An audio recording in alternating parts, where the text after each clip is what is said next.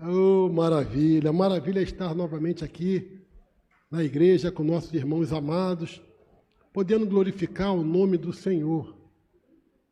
Eu ouvi a irmã Lília aqui falando a respeito do cântico animado e eu falei, meu Deus, como é bom a igreja viver esse momento de alegria através do cântico, porque vindo para cá eu passei por um lugar que eu vivi ali muitas alegrias, entre aspas, que foi no Sambódromo. Eu que desfilei no Salgueiro muitos anos, com a minha família oriunda do Salgueiro, meu avô puxador 20 anos, e eu compositor daquela escola disputando samba, e eu vejo a alegria daquele povo em glorificar o nome de Satanás. E por que nós não vamos ser alegres glorificando o nome do Senhor? Se a alegria do Senhor é nossa força, se a alegria do Senhor é nosso combustível, meu irmão. Então, meu irmão, nós temos motivo de sobra para agradecer a Deus e louvar a Deus por tudo que Ele tem feito e por tudo que Ele fará por nós. A igreja pode dizer amém? Amém. Glória a Deus, meus irmãos. Então, vamos louvar ao Senhor. Amém? Amados, eu louvo a Deus, mas uma preocupação realmente assim tem batido em meu coração nesses últimos dias, que eu pude fazer uma longa reflexão da minha vida, principalmente em São José do Rio Preto, conversando com meu irmão também, que é pastor, e nós tivemos assim momentos marcantes, momentos edificantes, sabe, ele me dando assim algumas orientações e a gente trocando algumas ideias, e uma preocupação em nossos corações, porque alguns dias atrás nós estávamos aqui na IBL, comemorando a passagem do Ano Novo. E hoje nós estamos aqui já no final de janeiro, praticamente. E por que é uma preocupação? Porque o tempo tem se acelerado. Os dias têm passado muito rápido. E muitos de nós estamos dormindo. Dormindo muitas vezes ouvindo mensagens edificantes nessa igreja. Quantas mensagens foram pregadas desde o início do ano até aqui? E muitas pessoas deixam a mensagem entrar por um ouvido e sair pelo outro. E não param para refletir durante a semana sobre aquilo que foi ministrado, que foi assim, que pessoas se debruçaram diante do Senhor para trazer uma palavra rema, para falar ao coração da igreja, para despertar a igreja, para avivar a igreja. E parece que muitos ainda se encontram dormindo. Irmãos, Jesus está muito próximo de voltar. A volta de Jesus está muito próxima. E nós precisamos estar atentos a isso. Porque aquele que estiver dormindo não vai subir, vai ficar. Então nós precisamos estar atentos a esses últimos dias, o que o Espírito Santo tem feito, para não perdermos a grande oportunidade de sermos abençoados para a glória de Jesus. Amém? Eu espero que também as mensagens desta noite, assim como todas que foram ministradas, principalmente pela manhã, pela nossa irmã Roseli, que é aquela tocha na mão de Deus, que eu falo para a irmã, pregar depois de você, eu tenho que estar muito preocupado e ligado com o Senhor, porque ela é uma mulher muito abençoada e usada por Deus. E sem mais delongas, eu gostaria de que os irmãos abrissem as suas Bíblias no livro de Gênesis, ou seja, no livro da criação, no capítulo 32, e depois também no capítulo 33, alguns versículos no capítulo 32 e 33. Acredito que Deus tem muitas coisas a falar aos nossos corações nesta noite. Amém?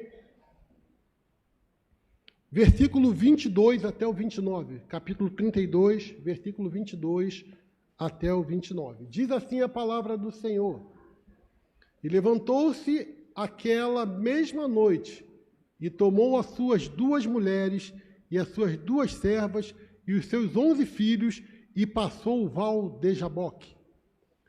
E tomou-os e fê-los passar o ribeiro, e fez passar tudo o que tinha. Jacó, porém, ficou só, e lutou com ele um homem, até que a alva subiu. E vendo este que não prevalecia contra ele, tocou a juntura da sua coxa e se deslocou a juntura da coxa de Jacó, lutando com ele. E disse: deixa-me ir, porque já a alva subiu. Porém ele disse: não te deixarei ir, se não me abençoares. E disse-lhe: qual é o teu nome? E ele disse: Jacó. Então disse: não te chamarás mais Jacó, mas Israel, pois como príncipe lutaste com Deus e com os homens e prevaleceste. E Jacó lhe perguntou e disse: dá-me, peço-te, a saber o teu nome. E disse: por que perguntas pelo meu nome? E o abençoou ali. Capítulo de número 33, versículo 1 ao 9. E levantou-se Jacó os seus olhos, e olhou, e eis que vinha Esaú, e 400 homens com ele. Então repartiu os filhos entre Lia e Raquel e as duas servas. E pôs as servas e seus filhos na frente, e a Lia e seus filhos atrás. Porém, a Raquel e a José, os derradeiros. Ele mesmo passou adiante delas e inclinou-se à terra 7 vezes, até que chegou a seu irmão. Então Esaú correu-lhe ao encontro e abraçou-o, e lançou-se sobre o seu pescoço, e beijou-o, e choraram. Depois levantou os seus olhos e viu as mulheres e os meninos, e disse: quem são estes contigo? E ele disse: os filhos que Deus graciosamente tem dado a teu servo. Então chegaram as servas, e ele e seus filhos se inclinaram-se. E também Lia com seus filhos e inclinaram-se. E depois chegou José e Raquel e inclinaram-se. E disse Esaú: de que serve todo este bando que tenho encontrado? E ele disse: para achar graça aos olhos do meu senhor. Mas Esaú disse: eu tenho bastante, meu irmão. Seja para ti o que tens. Amém? Amados, eu acredito que a maioria dos crentes conhece um pouco da história de Jacó. E nós sabemos que que a palavra diz que desde do ventre da sua mãe já se cravava uma luta entre ele e seu irmão Esaú para ver quem nascia primeiro. E Esaú veio primeiro, mas Jacó veio agarrado no seu calcanhar. Isso depois vocês podem observar no livro de Gênesis, capítulo 25, do 22º versículo até o 3º. Mas parece que Jacó, ele nunca aceitou ser o segundo na linhagem da sua família. E sempre procurou fazer um plano oportuno para que ele pudesse ocupar o lugar de Esaú. E verdadeiramente este plano aconteceu. Quando um dia Esaú, que era um caçador exímio, voltou da caça, cansado, cheio de fome, Jacó não perdeu a oportunidade de oferecer-lhe um guisado que ele tinha, um prato de lentilhas que ele havia preparado.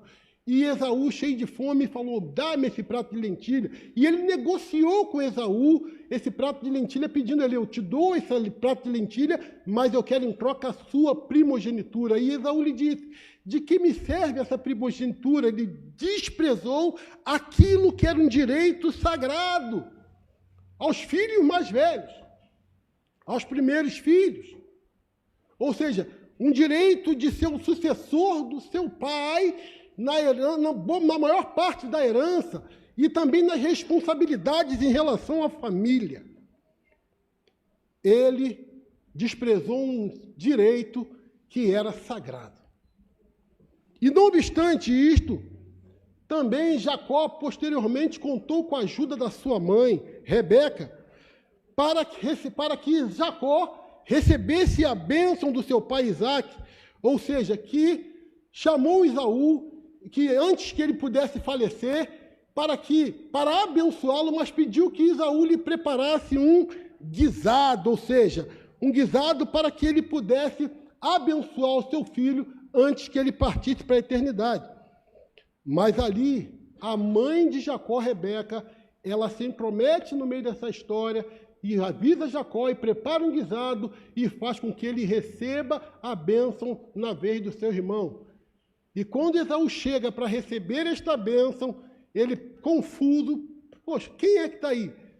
E Esaú falou, sou eu, meu pai, Esaú, eu vim lhe trazer o guisado. Ué, mas eu já te abençoei, parafraseando. E ele, meu pai, dá-me uma bênção. E o pai dele declarou, veio teu irmão a mim e tomou a sua bênção. Isso podemos observar no livro de Gênesis, capítulo 27. Amado, mas existe um ditado que eu concordo com ele em parte, que tudo que uma pessoa faz, aqui se paga. E isso aconteceu de fato na vida de Jacó. Por causa dessa situação que aconteceu dentro da sua casa, ele teve que fugir do seu lar por causa da ira do seu irmão Esaú, que prometeu matá-lo assim que o pai partisse para a eternidade. E Jacó, ele parte para Padã Arã, ou seja, para a casa do seu tio Labão, direcionado pelo seu pai e pela sua mãe, ou seja, para morar com tempo com Labão, para até que a ira de Esaú pudesse se cessar. Mas neste interim, Jacó chega a uma certa região e ali ele exausto, ele deita a sua cabeça numa pedra e ele tem um sonho. Ele tem um sonho onde ele vê anjos subindo por uma escada e descendo, subindo e descendo uma escada que chegava até o topo do céu. E ele escutou depois naquele mesmo sonho que o Senhor estava ali com ele, o abençoando. Deus o abençoou no momento mais difícil da sua vida.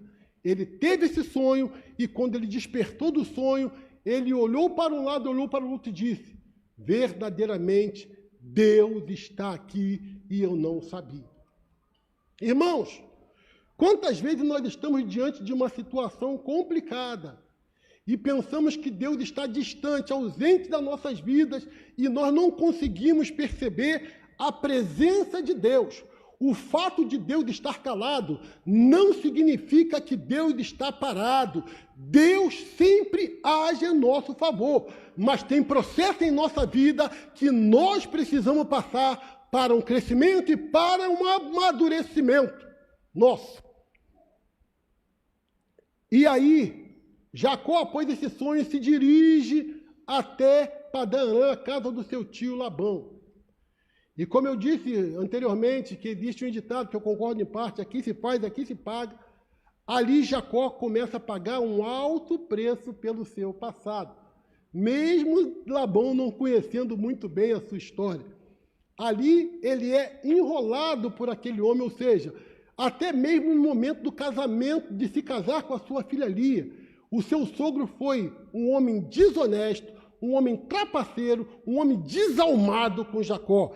Desalmado porque foi capaz de magoar e ferir o sentimento da sua própria filha Raquel, a quem Jacó amava, trocando por Leia, a filha mais velha, por quem Jacó não tinha nenhum sentimento de carinho e afeto. Imagine o que é o pai prometer uma filha e daqui a pouco colocar outra no lugar. Imagine o sentimento que ele causou no coração desta filha. E principalmente no de Jacó, que quando acordou pela manhã e percebeu que não era Raquel, ficou muito decepcionado com a atitude do seu sogro. Um homem desonesto e trapaceiro, pois acordava uma coisa com Jacó e fazia outra totalmente diferente para mantê-lo sob seu controle, uma vez que Deus prosperava Jacó em tudo o que fazia. Amados, há uma lição que nós podemos extrair desse texto, é que nem todo lugar que uma pessoa prospera, ela se sente feliz.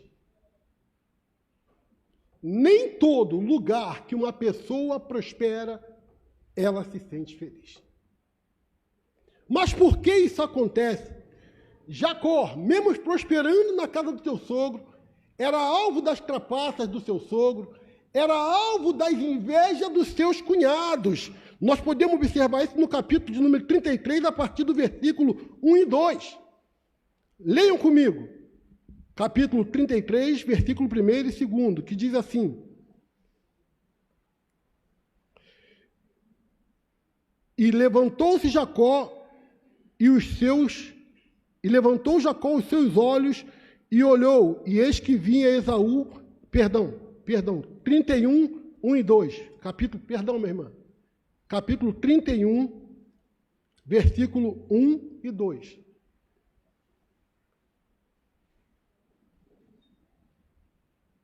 Diz assim o texto: Então ouvi a palavra dos filhos de Labão e diziam: Jacó tem tomado tudo o que era de nosso pai, e o que era do nosso pai fez ele toda esta glória. Viu também Jacó o rosto de Labão, e eis que não era para com ele como dantes. Meus amados, é neste momento de tensão, de inveja, de trapaça, nesse ambiente de trapaça do seu sogro, que Deus começa a atuar na história. E o tema da mensagem que eu coloquei esta noite, para que todos possam guardar, é: permita Deus corrigir e reescrever uma nova história para a sua vida. Mais uma vez vou repetir o tema: permita Deus corrigir e reescrever uma nova história para a sua vida. E nós vimos, de fato, Deus começando a atuar através da sua intervenção para corrigir a história sem precisá-la escrever por linhas tortas. É isso que o nosso Deus faz. Ele escreve a história, uma história muitas vezes mal resolvida, ele coloca, às vezes, essa história num plano correto para que a pessoa possa verdadeiramente saber que ele é Deus poderoso para mudar todas as coisas. E é neste momento que nós entendemos aquilo que o livro de Eclesiastes, capítulo 3, versículo 1 diz, que tudo tem o seu tempo determinado e há tempo para todo propósito debaixo do céu. E nós podemos observar que a primeira intervenção divina de Deus para reescrever uma nova história na vida de Jacó foi distanciá-lo dos seus opressores. Deus autorizou a Jacó a distanciar dos seus opressores. Versículo 3 ao 7 do capítulo 31. Nós podemos aqui analisar juntos. Diz assim, capítulo 31, versículo 3. E disse o Senhor a Jacó: torna a terra dos teus pais e a tua parentela, e eu serei contigo. Então enviou Jacó e chamou Raquel e a Léia ao campo, ao seu rebanho, e disse-lhes: vejo que o rosto de vosso pai para comigo não é como anteriormente, porém o Deus do meu pai esteve comigo, e vós mesma sabeis que com todo o meu poder tenho servido o vosso pai. Mas vosso pai me enganou, mudou o salário 10 vezes, porém Deus não lhe permitiu que me fizesse mal. Era trapaceiro ou não era, Labão? E Deus fala para Jacó: Jacó, mete o pé, vai embora desse lugar, aí não é mais lugar para você, porque senão é viver debaixo de jugo de opressão, meu irmão. Amados, eu não sei que área da sua vida o inimigo tem tentado te oprimir, eu não sei que área da sua vida você tem sentido infeliz, mas eu sei uma coisa: o livramento de Deus há de chegar na sua vida, porque Deus não vai deixar que o opressor prevaleça contra ti. E a ordem de Deus, meu irmão, no tempo certo, é que você se distancie e se liberte dos seus opressores, porque eles são ameaça, muitas vezes, à nossa integridade. Talvez você esteja sendo vítima de um relacionamento abusivo. de ameaças, quem sabe de agiotas ou cobradores, por erros ou dívidas do passado, ou quem sabe sendo perseguido no seu trabalho pelo grau de excelência e comprometimento com os deveres. Deus vai te livrar deles, esteja certo disso. Amém, querido? Então Deus, ele intervém nessa história para distanciar Jacó de Labão. Aí não é mais o teu lugar. E Deus vai fazer algo também interessante acontecer. Deus vai libertar Jacó do medo antes de reaproximar ele de alguém. Querido, quantos de nós aqui não sentimos medo quando nós temos que tomar alguma atitude séria? Quando nós temos que se apresentar, às vezes, a alguém. E Deus, ele faz isso. Uma vez que Labão e seus filhos, tomados pela inveja, estavam ali oprimindo Jacó, ele tira Jacó daquele local e pede Jacó para retornar à sua parentela. Era hora de Jacó acertar contas com o passado. Então nós percebemos, amados, que foi neste inteirinho, antes de Jacó encontrar com seu irmão Esaú, que Deus preparou ali um novo homem para que ele pudesse encontrar com seu irmão. Deus fez Jacó, revelou em Jacó potencialidades que ele nem sabia que ele tinha. Quando ele lutou com o anjo naquele val de Jaboque. E prevaleceu. E Deus também tratou naquele momento de mudar o nome de Jacó, que é usurpador, para Israel. Ou seja, como príncipe lutaste com Deus e prevaleceste. Porque a causa era nobre, o seu retorno. Uma coisa é lutar com Deus, outra coisa é lutar contra Deus. Quando nós lutamos com Deus, por um propósito que é agradável aos olhos deles, com certeza, Deus faz o sobrenatural acontecer.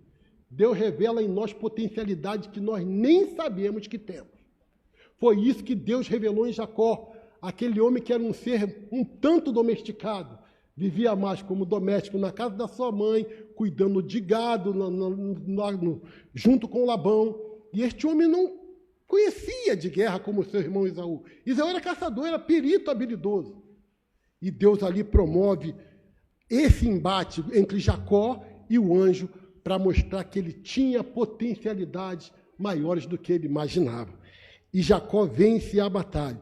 E quem sabe Deus está nos dando também essa potencialidade para que esse ano de 2025 seja diferenciado na minha e na tua vida, meu irmão.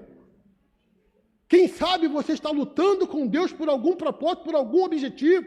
E tenha fé, meu irmão, porque se é agradável aos olhos de Deus, Deus vai te potencializar para você vencer, para você enfrentar e para você superar qualquer obstáculo que possa estar diante de você, porque nosso Deus é o Todo-Poderoso e é na força dele que nós vamos e é no nome dele que nós combatemos o bom combate e vencemos. E aí chega aquele grande momento de Jacó acertar contas com Esaú. E sabe uma coisa que eu acho interessante nesse texto? É que quem serve a Deus não fica em débito com o diabo. Quem serve a Deus não fica em débito com o diabo. Amados, o distanciamento entre Jacó e Esaú por algum tempo foi muito bom para os dois. E parte de um propósito de Deus para evitar um mal até que eles se convertessem num bem. O distanciamento serviu para Deus tratar o caráter de Jacó e para Deus curar o coração de Esaú de todo o sentimento de vingança contra seu irmão. Nós podemos falar que nesse encontro entre os dois, que eles se beijaram, que eles se abraçaram, o amor venceu o ódio. O amor venceu a mágoa. O amor venceu todo o ressentimento. Sabe por quê? Porque ambos precisavam ter um futuro feliz. Ambos precisaram se reencontrar após um tempo de amadurecimento, para entender que erraram, mas que podiam acertar os pontos. E Deus preparou esse encontro entre os dois para mudar a história deles. Amados, corrigir erros do passado. Deus corrige erros do passado, pois há muita gente na igreja prisioneira dos erros do passado. Precisando perdoar, precisando se libertar, que não entendeu ainda que o perdão é o remédio do amor. Nós temos a capacidade de nutrir tanto um remédio quanto um veneno dentro de nós. O perdão é esse remédio. Mas se tivermos ódio, é o veneno, que muitas vezes nós podemos guardar no nosso coração, e que esse ódio vai ser manifestado a qualquer momento contra a pessoa se a gente não liberar o perdão. Porque o ódio, qualquer tipo de mal, vai se tornar um instrumento de Satanás para você ferir ou machucar alguém. Então Deus precisa nos curar. Foi isso que aconteceu naquele reencontro entre Jacó e Esaú. Deus curou o coração dos dois. E quem sabe essa noite Deus também quer curar corações que estão aqui no nosso meio ouvindo a palavra esta noite. Quem sabe você precisa pedir perdão a alguém que você está magoado com ele ou com ela por algum motivo. Amado, não se torne prisioneiro do inimigo através de rancores, ressentimentos e mágoas. Esse veneno vai te matar. E também podemos entender que reescrever novas histórias faz parte do propósito prioritário de Deus para nossas vidas. Deus quer escrever uma nova história, mas para isso precisa corrigi-lo. E para corrigir precisa da nossa obediência, da nossa sensibilidade em ouvir a voz do Espírito Santo falando aos nossos corações. Fulano, fulana, faça isso. Obedeça, porque obedecer é melhor do que sacrificar. Corrigir erros do passado, pois há muita gente refém e prisioneira do passado. Meus irmãos, nós precisamos aprender a decretar a morte do nosso passado, principalmente quando nós servimos ao Senhor Jesus. Porque resgatar o passado, trazer ele à tona, só vai acirrar conflitos, rivalidades, guerras e demandas contra o nosso próximo. Nós precisamos verdadeiramente deixar o que está morto para lá. Que morreu, morreu. Sepulte o seu passado. Eu posso não conseguir apagar o meu passado, mas eu não preciso lembrar mais dele. Eu não preciso lançar no rosto de alguém também. Eu não preciso ter parte com o acusador para trazer o passado das pessoas à tona por causa de uma rivalidade. Mas eu posso pedir a Deus que purifique meu coração para que eu possa esquecer, para que seja lançado no mar do esquecimento tudo o que aconteceu e viver em plena harmonia com aquela pessoa que possamos ter uma demanda. Em Provérbios 16:7 tem uma palavra que eu acho fantástica. Pode colocar, por favor, para mim? Provérbios 16:7. Quem sabe essa palavra vai servir para alguém?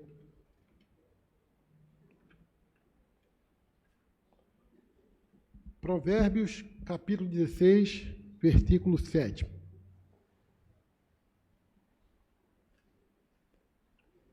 Diz assim, vou falar, tá? Sendo o caminho do homem perfeito perante o Senhor, faz com que seus inimigos tenham paz com ele. Vou repetir. Sendo o caminho do homem perfeito perante o Senhor, faz com que seus inimigos tenham paz com ele. O maior desejo de Deus é consertar o que está em desalinhos. Amados, tudo, quando é entregue na mão de Deus, tem jeito. E aquilo que está em desalinho, Deus pode fazer andar em retidão. Amados, não acreditem quando te disserem que nada mais tem jeito para o seu passado. Essa é uma mentira do diabo. Com Deus haverá sempre esperança para o seu futuro. Jesus Cristo é a nossa esperança viva para mudar o que parecia imutável. Meu irmão, não há impossível para Deus. Minha irmã, não há impossível para Deus. Deus pode mudar qualquer história. Basta haver vontade da nossa parte. Deus pode reescrever uma nova história. Deus pode corrigir qualquer história. Basta a gente colaborar com Ele. E para finalizar, eu quero dizer que nosso Deus é um Deus de recomeços e reencontros. Se o nosso caminho for perfeito perante o Senhor, verdadeiramente, tudo que nós pedimos em nome do Senhor, nós receberemos. Eu quero orar esta noite. Vamos ficar de pé em nome de Jesus?